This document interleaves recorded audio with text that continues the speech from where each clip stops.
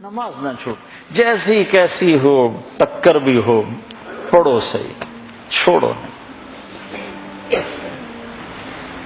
کہ تمہاری تو روزی حرام ہے، تیری نماز کا کیا فائدہ؟ ان احمقانہ باتوں میں نہ پڑھنا۔ فَمَن يَعْمَلْ مِثْقَالَ ذَرَّةٍ خَيْرًا يَرَهُ وَمَن يَعْمَلْ مِثْقَالَ ذَرَّةٍ شَرًّا يَرَهُ۔ ایک رائی کے برابر اچھائی کی جزا ہے، برائی کی سزا ہے۔ میرا کالج پہلے تھا، گورنمنٹ کالج لاہور میں، ہم اکٹھے پڑھتے تھے، تو اس کی زندگی بہت غلط تھی، بہت۔ پھر اللہ تعالیٰ نے ملاقات کرائی، پھر وہ بدلا بہت بدلا، لیکن وہ کبھی کبھی شراب پی لیتا تھا، وہ اس کی عادت نہیں چھوٹی، لیکن وہ چلا لگا تو نماز اس کی پکی ہو گئی۔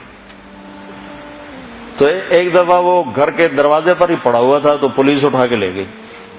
آنکھ کھلی تو حوالات میں تھا اور صبح کا وقت ہو رہا تھا۔ ان سے کہنے لگا مصلی لوٹا رہو، میں نے نماز پڑھنی۔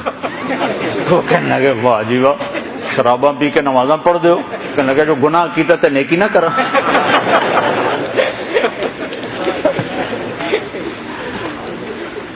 پھر اللہ تعالیٰ نے وہ بھی چھڑا دی، اللہ اس کی بخشش فرمائے، فوت ہو گیا۔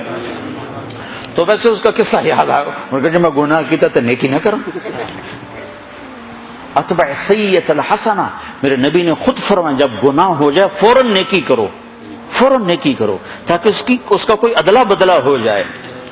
ایک آدمی غلط کمائی کر رہا ہے اور نماز پڑھ رہا ہے، تو غلط کمائی کی اس کو سزا ہے، وہ الگ کھاتا ہے، نماز پڑھنے کا اس کو ضرور صلہ ملنے والا ہے۔ اتنا صلہ تو ضرور ملے گا کہ اس کو نماز نہ پڑھنے کا جرم اس پر نہیں لگے گا، نماز نہ پڑھنے کی وجہ سے جو سزا ہے وہ نہیں ہوگی۔